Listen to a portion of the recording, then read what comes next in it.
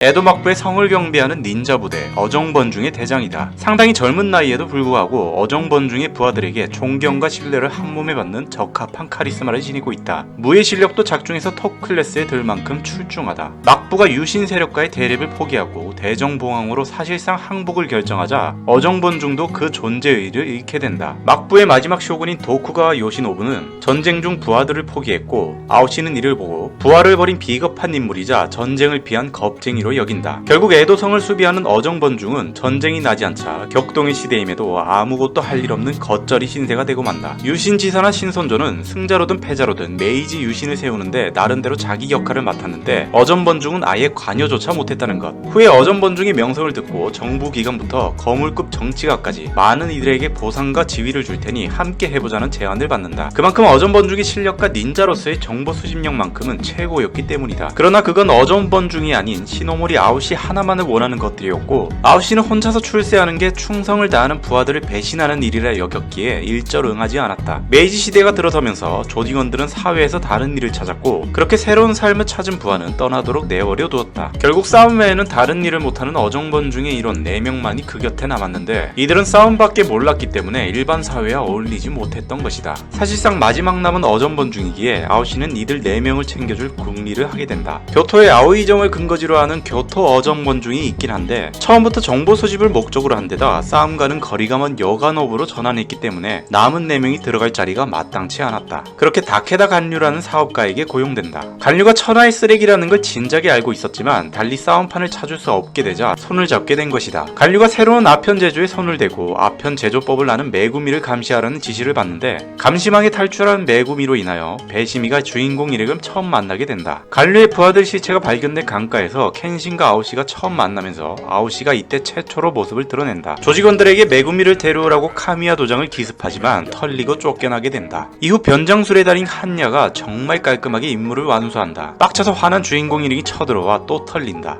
이번엔 한야도 막을 수 없었나 보다. 아오시는 켄신과 거의 대등하게 싸우며 이제껏 적들과는 수준이 다른 실력을 보여준다. 이때는 소태도 한자로를 썼으며 주요 전략은 소태도로 방어하고 권법으로 공격하는데 소태도의 미묘한 길이 때문에 켄신은 제대로 공격을 못하고 아오시의 공격 범위 안에 끌려 들어가 막기만 한다. 그러나 이후 켄신에게 틈을 간파당해 무리하게 공격하다 기절하고 만다. 차라리 그냥 기절하고 끝나는 게 나을 정도로 굴욕을 맛보는데 비천어금류에 맞아 패배한 게 아니라 자기 기술에 약점이 잡혀 패배한다. 비천어금류를 쓰지 않은 켄신에게 패배한 것이다. 간류가 기건포로 난장판을 만들고 4인방이 비참하게 죽는데 이후 만화가 진행되면서 어정번중보다는 최후의 4인을 위하는 마음이 더 크게 되면서 최강에 집착하는 빌런이 된다. 그리고 부하를 끝까지 챙기려는 이런 마음은 족쇄가 되어 만화 중반까지 아오시를 괴롭힌다. 죽음의 숲에 들어가서 수개월간 지옥의 수행을 하고 소태도 이도류를 터득한다. 교토로 떠났다는 켄신을 뒤쫓는 와중에 시시오 측에서 동맹을 제안하지만 부하를 버리는 비정함이 마음에 안 든다며 거절한다. 교토 어정번중까지 들려 가족이었던 오키나와 1대1 대결을 하는데 무차별하게 공격해 죽기 직전까지 몰아쳐 쓰레기급 빌런이 된다. 그나마 미사오는 안 건드려서 최악은 면했다. 이때다 싶었는지 시시오가 켄신과 대결할 자리를 마련해 줄 테니 일시적으로 동맹을 맺자는 제안에 받아들이면서 악당편에 서게 된다. 수련을 통해 이전보다 강력한 힘을 손에 넣게 되면서 거의 호각을 달리던 대결은 아오시의 패배로 끝이 나는데 켄신도 수련으로 더 강해진 상태라 사실상 필살기 한 방에 끝난 대결이다. 대결에서는 검술 실력보다 아오시의 심경 변화가 두드러지는데 아오시는 부하를 위한다는 점에 매달려 앞뒤 보지 않고 수라의 길을 걸었지만 켄신은 그게 잘못이라는 걸 깨우쳐준 것이다. 여기에서 바람의 검심의 주제인 남은 사람들을 위하여 살아간다가 다시 나온다. 과거에 어떤 일이 벌어졌든 살아남은 사람은 새 시대를 맞이해서 행복하게 살아야 한다는 점에서 아오시의 현 상황과 딱 맞게 떨어진 것이다. 이후 시시오에게 시간벌이를 하는데 순식간에 나가떨어진 사이토와 사노스케와는 다르게 켄신이 일어날 시간을 조금 더 벌어준다. 덤으로 사이토와 중개 역할을 해준다. 싸움이 끝난 후에는 아오이정으로 돌아가 그동안 지은 업보를 돌아보면서 긴 시간 반성의 시간을 가진다. 인벌편으로 넘어가면서 일기장을 가져와 달라는 부탁에 도쿄로 향하는데 이때 복장이 바뀌면서 하얀 롱코트 대신 여름에 맞게 반팔 닌자복을 입는다. 도착하자마자 개판 오븐진이 되어 있어서 혼란에 빠진 그들에게 카오루의 시체가 가짜라는 것을 밝혀냄으로써 인벌편에서 가장 중요한 역할을 해준다. 그리고 카오루 인형을 살피러 온 개인을 잡기 위해 덫을 놓고 대결한다. 개인은 아오시에게 똑같이 그림자 속에서 비수를 이용하는 사람들끼리 손을 잡자고 제안하지만 거절당한다. 악당들이 보기에는 이만한 캐릭터가 없나보다. 개인의 함정이 발동해 불길에 휩싸이면서도 쿨하게 개인을 함정 안으로 끌어들여 자폭하는 듯 했으나 개인만 타주고 본인은 멀쩡하게 땅속으로 파고들어가 목숨을 건지면서 작중 처음으로 닌자답게 이긴다. 이후 섬으로 건너가 헤이싱의 부하와 대결하면서 손쉽게 이기고 그전까지 차 한잔하자던 켄신과의 약속을 지키게 된다. 에필로그에 등장하여 밀정답게 다른 인물들의 소식을 들고 오면서 미사오와 행복하게 살아가는 듯 비춰지면서 마무리된다.